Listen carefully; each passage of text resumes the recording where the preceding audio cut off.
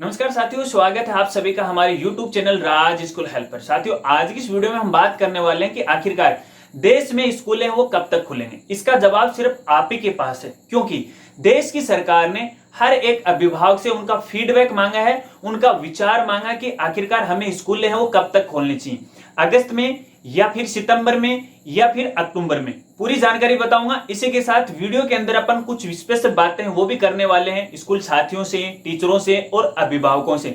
तो वीडियो के साथ वो आप बने रहें। देखिए साथियों, जैसा कि आप सभी को पता है कि देश में कोविड-19 या कोरोना महामारी को चलते हुए लॉकडाउन लग गया और इस लॉकडाउन में हर एक जगह को पूरी तरह से वो बंद कर दिया। लेकिन धीरे धीरे लॉकडाउन है वो ओपन होने लग गया और धीरे धीरे जो जगह है उनको भी ओपन करने लगे। जैसे मार्केट है वो ओपन हो गए, इंडस्ट्री है वो ओपन हो गए, गवर्नमेंट जो कार्यालय है वो ओपन हो गए। लेकिन अभी तक दो ही चीजें ऐसी हैं जो ओपन नहीं की गई, एक तो पब्लिक प्लेस और दूसरा स्कूल। स्कूलों को ओपन करने के लिए काफी बार देश की सरकार के द्वारा विचार विमर्श है वो किया गया, लेकिन इस पर कोई भी अहम फैसला वो नहीं लिया गया। लेकिन अब देश की सरकार यानी मानव संसाधन विकास मंत्रालय के द्वारा हर एक अभिभावक से उनका फीडबैक मांगा है, उनका विचार मांगा है कि आखिरकार हमें स्कूल है वो कब तक खोलने चाहिए, अगस्त मंथ में या फिर सितंबर में या फिर अक्टूबर में। तो हर एक अभिभावक अपना विचार दे, अपना फीडबैक दे। चलिए अब बात करते हैं कि हर एक अभिभावक है वो अपनी फीडबैक है, अपना विचार है वो देश की सरकार तक कैसे पहुंचा पाएगा। तो देखिए साथियों, यहाँ पर अपनी स्क्रीन के ऊपर मेल आईडी चल रही है। इन मेल आईडी पर आपको अपना विचार, अपना फीडबैक है वो देश की सरकार तक पहुंचाना है। लेकिन अपना विचार और फीडबैक देने से पहले अपनी कुछ बातों पे आप विचार कर लीजिएगा, क्योंकि देश की सरकार ने आपसे राय मांगी है। राय के अंदर यह भी पूछा है, एक तो मंथ के बारे में पूछा है कि भी कब तक खोलने चाहिए, अगस्त, सितंबर या फिर अक्टूबर में। इसके अलावा यह भी आपसे पूछा है कि जब स्कूलें ओपन हो जाती हैं तो स्कूल के अंदर किस प्रकार की व्यवस्थाएं होनी चाहिए, किस प्रकार का मैनेजमेंट होना चाहिए, कोरोना से बचने के लिए किस प्रकार की स्कूल में व्यवस्थाएं होनी चाहिए। तो ऐसे विचार भी आपको देश की सरकार तक पहुंचाना है। लेकिन यहां पर एक बात और मैं कहूंगा, जब आप अपने विचार देश की सरकार तक पहुंचाओ तो सबसे पहले अपने आप पे मनन कर लेना, क्योंकि जो आप विचार देश की सरकार तक पहुंचा रहे हो वो विचार आपके बच्चे का भविष्य है वो खतरे में डाल सकते हैं। देखिए साथियों, यहां मैं कुछ बातें करूंगा तो हो सकता है कि कुछ स्कूल साथी हैं मेरी बातों से नाराज भी हो जाएं, कुछ टीचर्स हैं वो भी नाराज हो जाए, लेकिन जो हकीकत है वो मैं आपको यहां बता रहा हूं। देखिए, लॉकडाउन लगा, क्यों लगा? कोविड-19 यानी कोरोना महामारी को चलते हुए लगा। अब देखिए, कोरोना का अभी तक कोई भी इलाज नहीं आया है ऑल वर्ल्ड के अंदर। लगातार ये महामारी है वो बढ़ती जा रही है। शुरुआत में जब लॉकडाउन लगा तो एक बार जो कोरोना के जो मरीज हैं उनकी संख्या कम होने लग गई, लेकिन धीरे धीरे जैसे ही जो लॉकडाउन हटा, कोरोना के मरीजों की संख्या वो वापस बढ़ने लगी। अब इसका मतलब ये है, यहाँ पर एक बात का आप विचार कीजिएगा।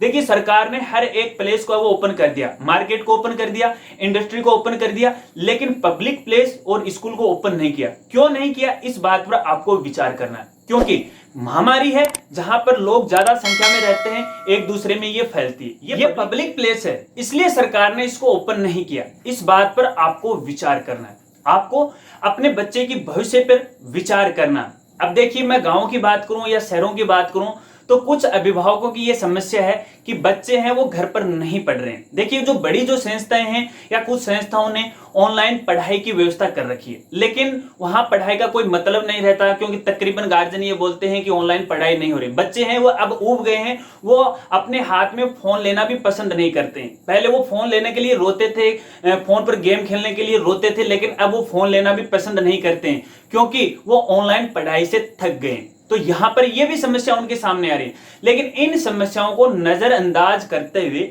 बच्चे की जो नटखटी हरकतें हैं उनको नजरअंदाज करते हुए आपको अपने बच्चे की भविष्य पर विचार विमर्श करना है कि कल को मान लीजिए स्कूल ओपन हो जाती है, बच्चा स्कूल में चला भी जाता है और किसी एक बच्चे पर महामारी या फिर कोरोना का प्रभाव या कोरोना से ग्रसित हो तो क्या होगा, इस बात पर आपको विचार करना है। अगर कुछ दिन और स्कूल वो नहीं जाएगा तो इससे कोई फर्क नहीं पड़ने वाला है। देखिए, मैं आपको रोकने वाला नहीं हूं, लेकिन हर एक अभिभावक को अपने बच्चे की भविष्य के ऊपर ध्यान देना है, गौर करना है, फिर आपको अपने विचार हैं सरकार तक पहुंचाना है, क्योंकि सरकार आपके ही फीडबैक, आपके ही विचार पर फैसला है वो लेने वाली है। चलिए, ये तो रही बात फीडबैक की, यानी अपनी बात है वो सरकार तक पहुंचाने की। अब चलिए बात करते हैं स्कूल संचालक साथियों से। देखिए, मैं जो भी बातें यहां भी करने वाला हूं, हो सकता है कि उन बातों का स्कूल संचालक साथियों को बुरा लगे, लेकिन हकीकत यही है और सच्चाई यही है। देखिए, कोरोना ने हमें बहुत कुछ सिखा दिया,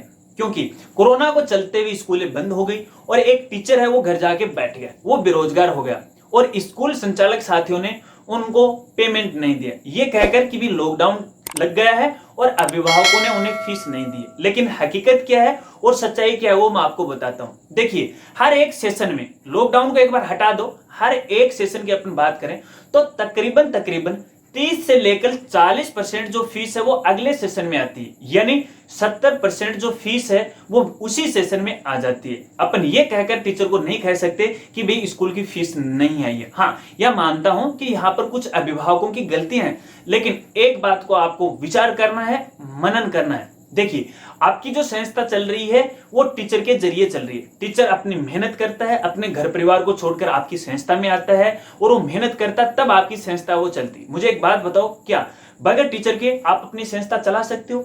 बगैर टीचर के क्या कोई विद्यार्थी वो पढ़ सकता? बिल्कुल नहीं पढ़ सकता, क्योंकि एक टीचर ही वो कड़ी होती है, वो धुरी होती है उस स्कूल की, जो उस स्कूल को आगे बढ़ाता है। उसी टीचर की वजह से आप अपना कारोबार है वो चलाते हो, आप पैसे है वो कमाते हो, लेकिन उसी टीचर को आपने नजरअंदाज कर दिया बस ये कहकर कि लॉकडाउन लग गया। लेकिन साथियों, मैं आपको बताऊं, देखिए यहां पर मजबूरी है, मजबूरी में किसी का फायदा वो नहीं उठाना चाहिए। एक टीचर ने आप पर इतना विश्वास किया, मैं ये नहीं कहता कि आप उस टीचर को पूरी पेमेंट दो, अरे उसे इतना खर्चा जरूर दो ताकि वो अपनी सामान्य जो जरूरतें हैं वो पूरी कर सके। अगर किसी टीचर की जो पेमेंट है वो 20,000 रुपये है तो आप उसे 5,000 रुपये दीजिए, आप उसे 2,000 रुपये दीजिएगा ताकि अपनी सामान्य जरूरतें वो पूरी कर सके। आपने तो उनसे अपना संपर्क है वही तोड़ लिया, अपना नाता है वही तोड़ लिया। कुछ संस्थाएं हैं जो ऑनलाइन टीचिंग करवा रही हैं, उनमें से कुछ टीचरों से ही ऑनलाइन टीचिंग करवा रहे हैं, बस उनको पैसा वो दे रहे हैं। कुछ टीचर हैं जिनकी घर की आर्थिक स्थिति इतनी खराब है, केवल आपकी संस्था ही उनका रोजगार का साधन है, वो बेरोजगार हो गए। विचार करना, सोचना इस बात पर।